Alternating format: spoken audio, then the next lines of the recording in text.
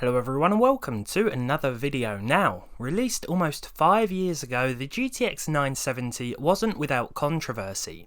Despite being advertised as a graphics card with 4GB of VRAM, some users began to notice performance issues when the GPU surpassed 3.5GB usage-wise, leading to the realisation that the 970 features 3.5GB of high-performance VRAM and 0.5GB of performance-limited VRAM, to put it simply.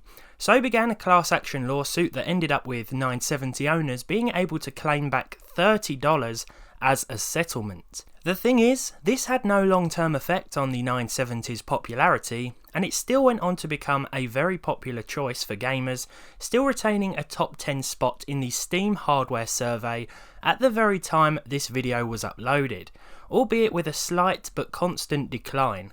It has been 5 years after all. So what can this card do in 2019? Well, I picked up the Palette Jetstream edition with the intention to find out.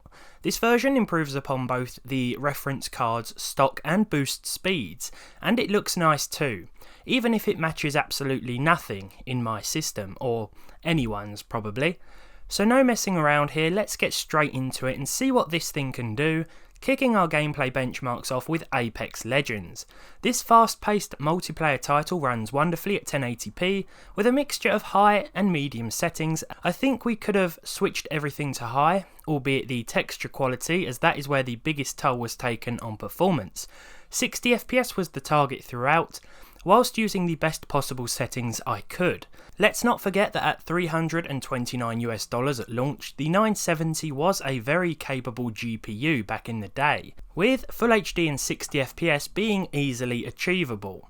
While Battlefield 5 at Ultra gave us a few issues here and there, the high preset ironed out any of these faults, and we were seeing a very nice average throughout this level. High was used with nothing else changed, and it seems the 970, which can easily be found for less than £100, dollars or euros on the used market, not to mention in plentiful supply due to its overwhelming popularity, is holding up quite well thus far. I like to throw 2007's Crysis into the benchmarks every now and then to give you an idea of how it runs with modern hardware, because just like with older stuff, it can prove to be a difficult task. Here though, with the very high settings and anti-aliasing disabled, things went very well during this demanding tank level. There's plenty of action on screen here, but our card remained cool, quiet and collected as it ploughed through this once PC melting AAA title. Just don't touch that anti-aliasing switch. Dirt Rally 2 with the ultra settings and max anti-aliasing, however, averaged at least 60 FPS as well. This game really looks fantastic at higher settings, but thankfully there is a nice range of customizable settings that can make this playable on a lot of different and weaker hardware. This always seems to be the way with Dirt games, and I'm constantly thankful to the developers for this. What I'm not so thankful for though is the difficulty of this off-road racer. In Fallout 4, I turned the 60 FPS frame cap off to show you what it can really do on this card, but this will cause graphical glitches here and there, like the lock-picking segments to run sort of sped up. I prefer to leave the frame rate capped because of this, but for benchmarking purposes I disabled it in the game's INI file, which is easily enough to do should you want an unlimited frame rate as well, though I'd certainly advise against it.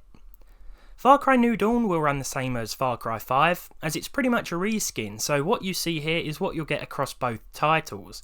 Performance is excellent at Ultra, and the 970 holds its own very well as we made our way through this oversaturated yet satisfying landscape. I have noted CPU issues before with the i5-8400 I'm using for this test, but things were a little better today. Grand Theft Auto 5 is a few years old now, and will have no trouble on this graphics card either, running with just over 100 FPS on average with MSAA disabled and some very high graphics options being used. Performance will differ based on location on the map, but you'll have a decent enough experience no matter where you are with a GTX 970, as you can see here. I believe I tested GTA 5 a few years ago with this card compared to some others, and I don't think it did as well then, but of course we have to factor in the different processor, different settings, and of course driver upgrades, not to mention game upgrades since then also. Now Metro Exodus is sort of the new Crysis in many ways, the most obvious being that it doesn't run well on a lot of graphics cards or processors for that matter. I used medium here to try and hit the 60 FPS target I had in mind, and while that was possible in some areas of the benchmark test, the average worked out closer to 50. It was an okay result, and actual gameplay will differ of course because there are many levels in this game, each with different performance pitfalls. I will say though that Metro Exodus, no matter what settings you use, looks absolutely fantastic, and I think it's well worth a play. In fact, it's available for free if you sign up to Game Pass. I'm going to stop there, that just sounds like an advert for Game Pass. I just noticed it this morning, that's all. Rage 2 seems to break the MSI Afterburner overlay these days for whatever reason, but I was able to monitor it internally, you just can't see those figures up on screen.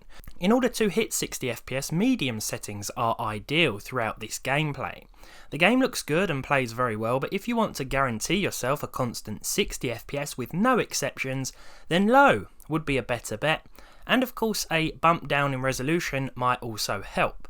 Personally, I'd stick with medium at 1080p though, as I think this gives you a well balanced experience. You get a nice mixture of performance and graphics. Now I haven't played Rust in a while, and sometimes I can be hesitant to do so on certain hardware because it can run horribly.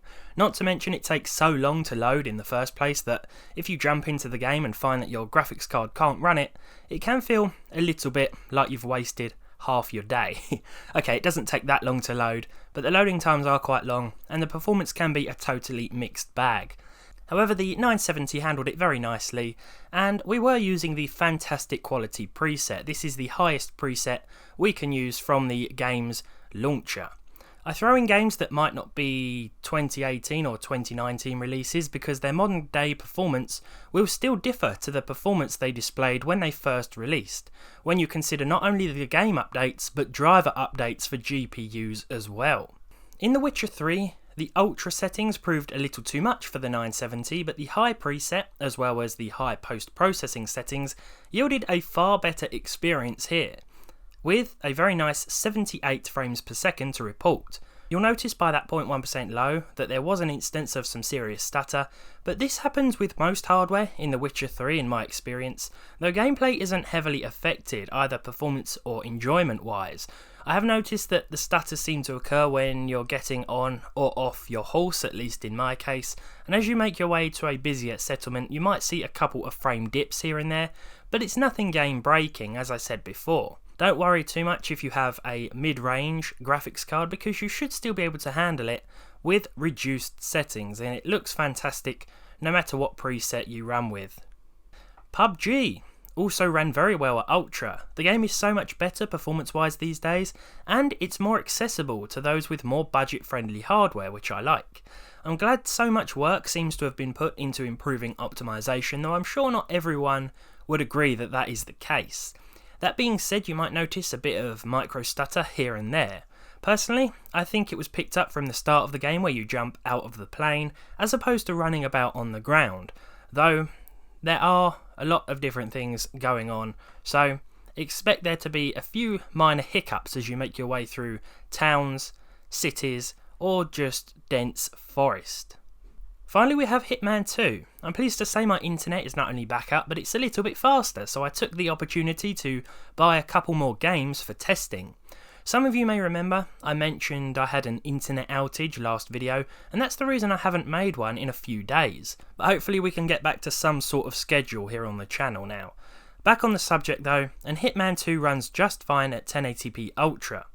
With all the games tested and everything said and done, it seems that despite its issues on paper, the 970 continues to be a decent GPU, especially now when it can be found for a good price on the used market.